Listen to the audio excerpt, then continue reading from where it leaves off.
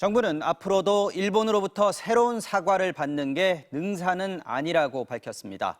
그러면서 이번 해법이 미래로 가는 마지막 기회라고 했는데요. 반대로 미래의 역사 문제를 풀 기회를 스스로 봉쇄해버린 것 아니냐는 비판도 나옵니다. 일제 새로운 전쟁 범죄 사실이 앞으로도 드러날 수 있는 상황에서 사과받을 가능성조차 막은 것 아니냐는 겁니다. 이어서 홍익표 기자입니다.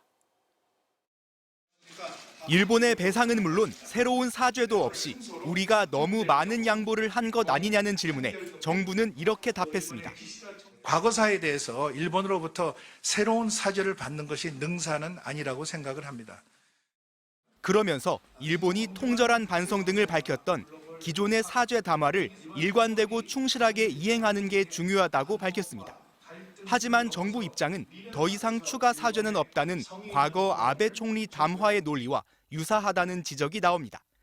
일본은 이미 충분히 사죄했기에 사과를 계속 요구하는 한국이 문제라는 일본 우익의 주장과도 연결될 수 있습니다.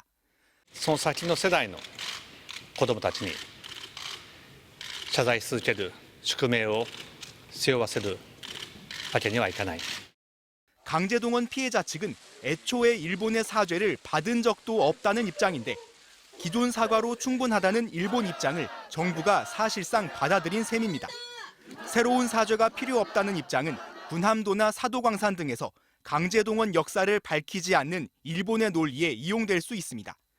특히 아직 드러나지 않은 일제의 전쟁 범죄가 밝혀질 경우 일본이 과오를 사죄하게 할 방법 자체가 막힐 것이란 비판도 나옵니다. 당연히 나올 수 있죠. 유야무야 넘어간 것들, 갖고 있는 피해나 이런 것들 우리가 완전히 규명한 게 아니잖아요, 사실은.